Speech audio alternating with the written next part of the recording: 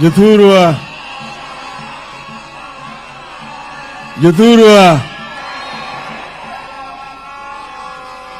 wabiro kawuono gi kuyo mar kowo Phoebe Nyagoro. Wabiro yewuoyi moa tung piny biro kae kawuono. Adwa wacho gi dhok moro mokwongo eka abiro wacho gi dhowa. We have come here today to mourn a great Kenyan lady, a matriarch in all sense of the word. Phoebe's life is an exemplification of humanism. She ranks among some of the greatest women in the world. So we have come today to celebrate her life, not to mourn. Because at 92, Phoebe has seen it all. She rose from childhood at the time when there's a lot of discrimination against women, and managed against all the odds at that time to secure education up to a high level and becoming a teacher. One of those she taught there in central Kenya was a member of parliament with us, Matere Keriri. Matere Keriri used to tell us how Phoebe used to teach them how to dress properly in those years. She then became the first African woman to become a leader of maendeleo ya wanawake against white women. And when independence came, she was working with the prison department. Jaramogi, as Minister for Home Affairs, was in charge of prisons, made her a superintendent of prisons, became a senior superintendent of prisons. And in that capacity, she helped to develop the Langata Women Prison to create conditions of humanity in the prisons there. And then she worked with children after that. She worked with children and promoted the development of children, orphans, children which were disabled, and so on. That is another contribution that Phoebe made. And then she became a politician. And as you have been told, if you go into the Hansard, you will see Phoebe's contribution in Parliament. When she stood to talk in Parliament about women's rights, you would sit down and just listen and cheer her. She was very passionate about women's rights.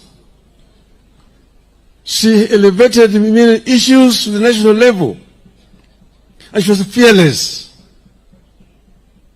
Phoebe was also compassionate. Oburu has told you the relationship between us, our family, and the family of Phoebe. Jaramogi and Phoebe's father, the late Pastor Joel Omer, were the founders of Luo Union East Africa. Jaramogi became the first Kir. Joel Omer became the deputy Kir. Late Mzee Adalo Tuko became the Secretary General of Luo Union. And it is through Mzee Joel Omer that Oburu came to study this other side of Nyanza.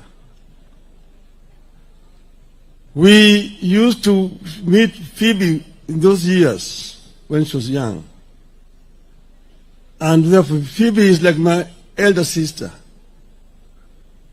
Here in this family, all her other brothers, some of them late, most of them late, and sisters. We are family with the Omers. But Phoebe has also several connections here. Her grandmother came from another clan of Karachuonyo. She herself lived in another clan of Karachuonyo. Now she's married to another clan of Karachuonyo. That's why when she decided to come into politics, she was unbeatable in Karachuonyo.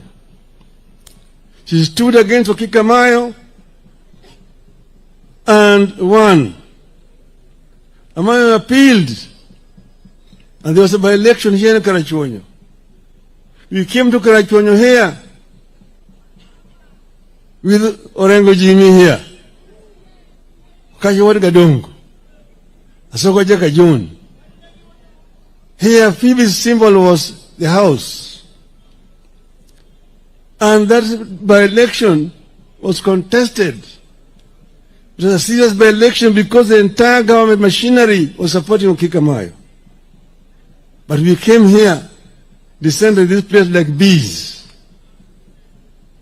And we had a Soka Jaka John with his kinanda. Odds. Karachuonyo. Odds. Nyagoro.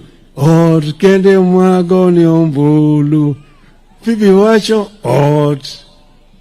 Asiyo wacho. Odds. Okachi wacho. Odds. Karachuonyo wacho. Odds. Odds. Kende mwago ni ombulu.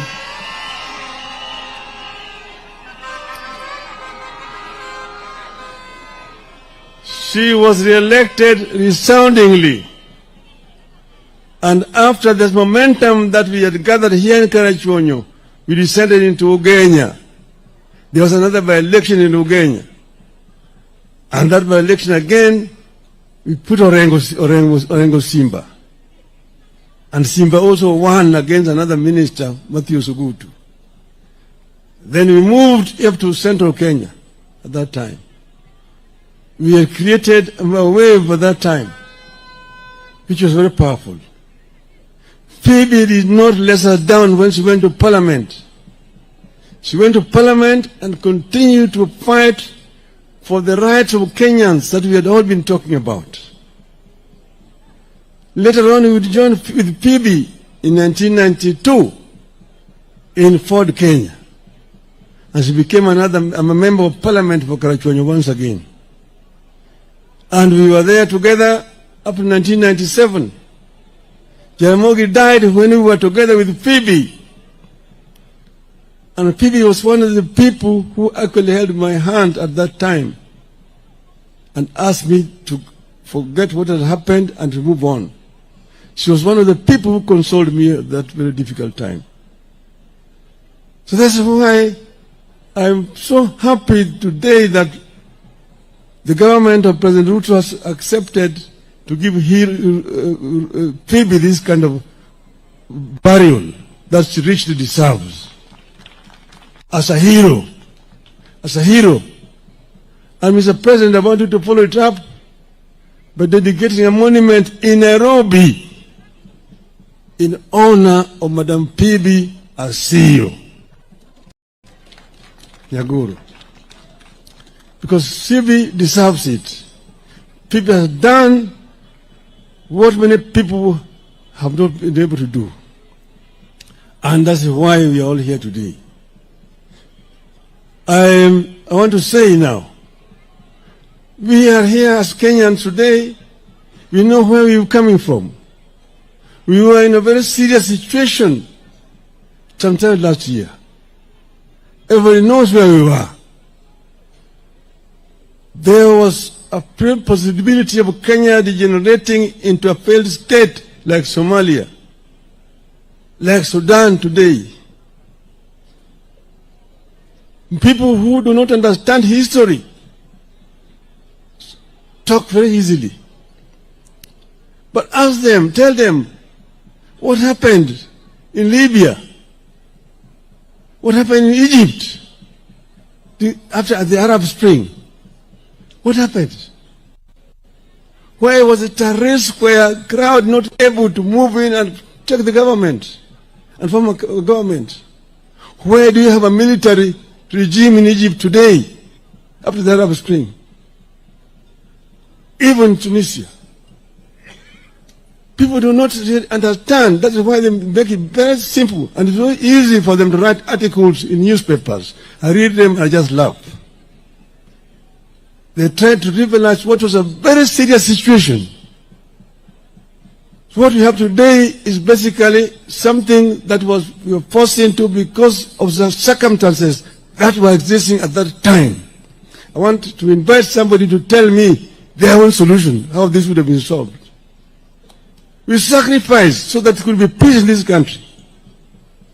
And that's the reason why we are here today. I do not regret what we did. We did it in the best interest of our country. And Kenya must move forward. But we have continued to say that we need to improve our governance structure. Issues of human rights must be respected. We must ensure that people live well. We must ensure that our people have food, that our people have shelter, that our people have work, that our people, when they are sick, they can be treated, that our children will go to school. This is very, very important to us. This is very important indeed. And that the cost of living need to be brought down. And that it must be rule of law. That the security forces are there to protect the people. The police are servants of the people, not masters. The police need to be civil to the population.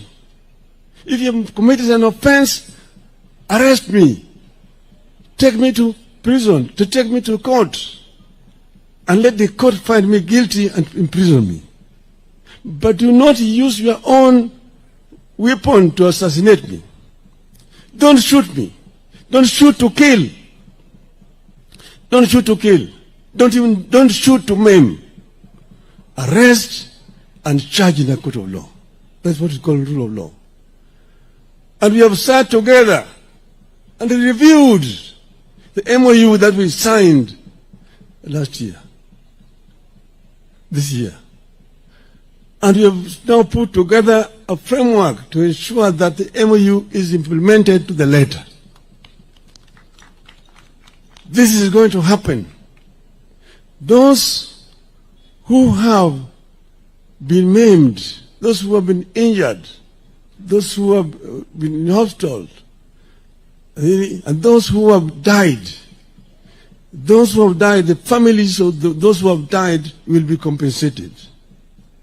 And we said we go back to just not 2024, 2023, 22, we go back to 2017.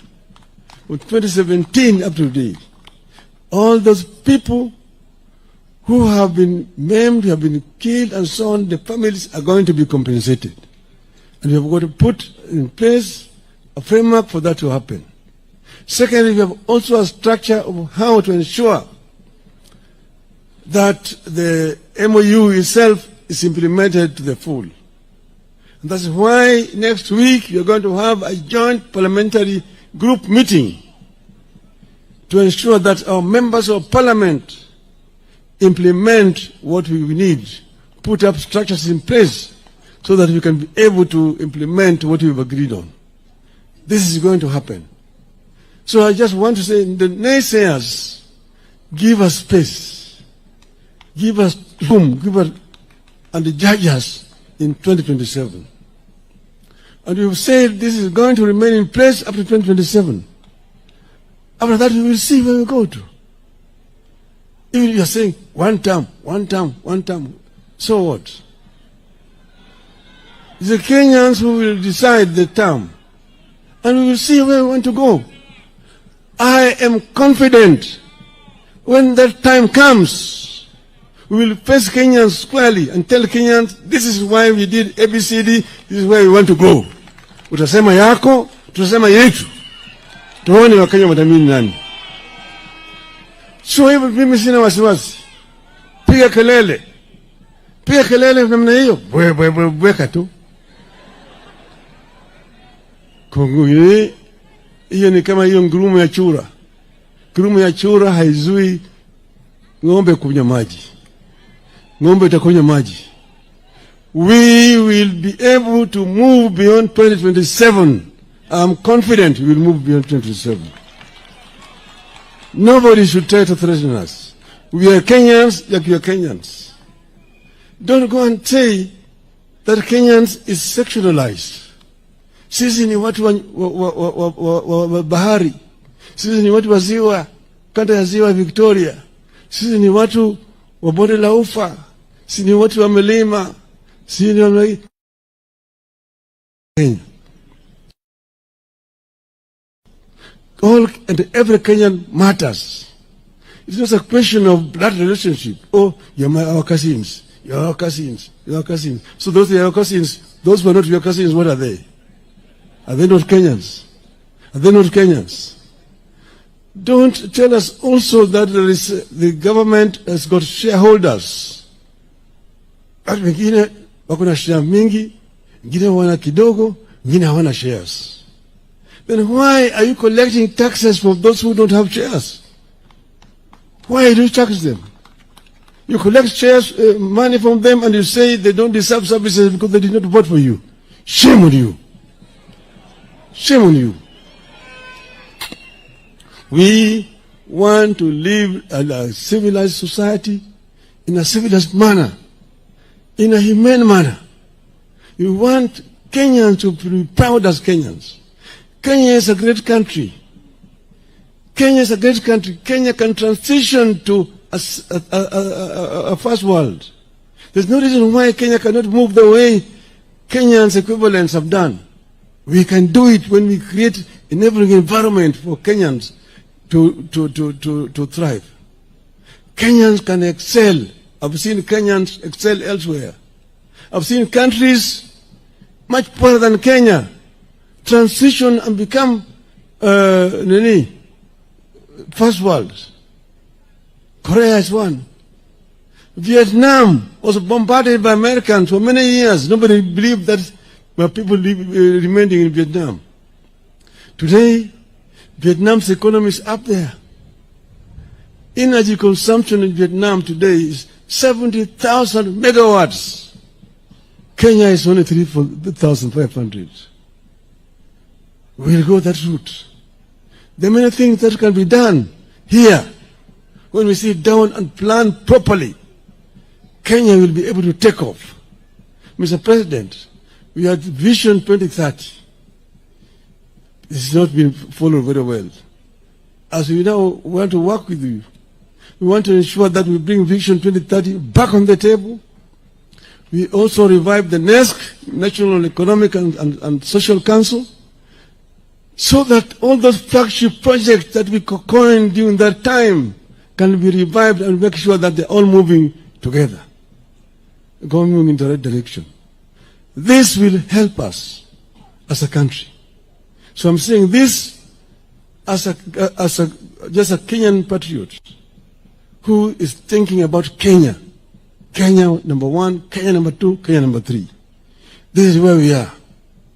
At this juncture now, I also want to congratulate Harambee Stars for making us proud twice. Making us proud. Harambee Stars are showing what other Kenyans do not know exists. And this is the spirit that we want to continue to hail. So, Yathurwa,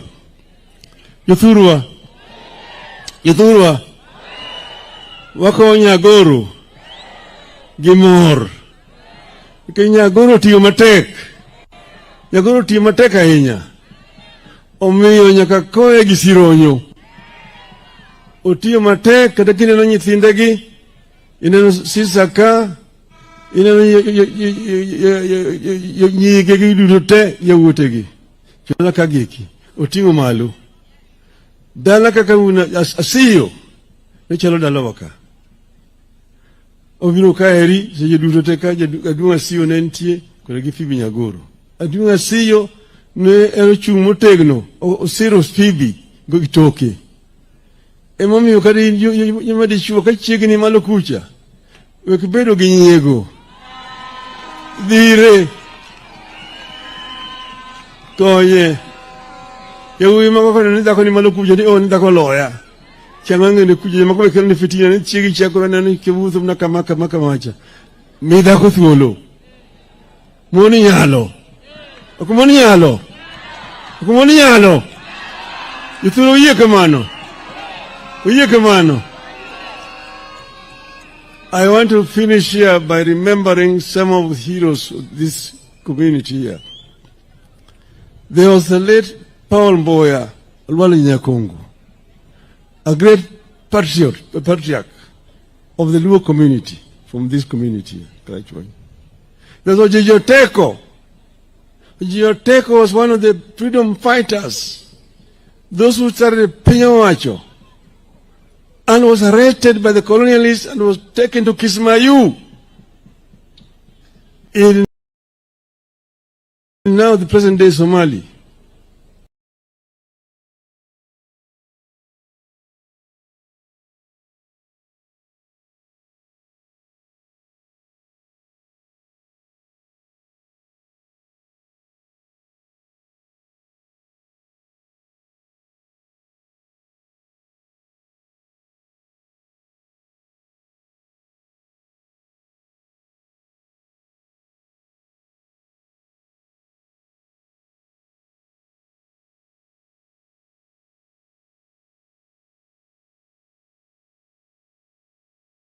Nyako mare utegno enyendi kucha kabichiegni goji juno teko Paul Mboya Alwali Nyakongo gogo chok kodoko kiki bani kirugo Nyasaye mondo uketi chunyi kama beri purumalo erokamano.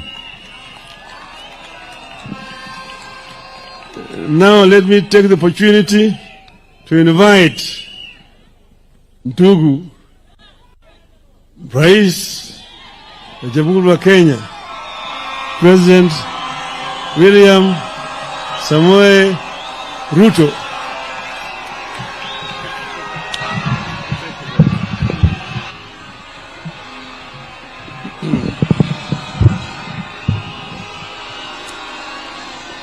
Asante sana.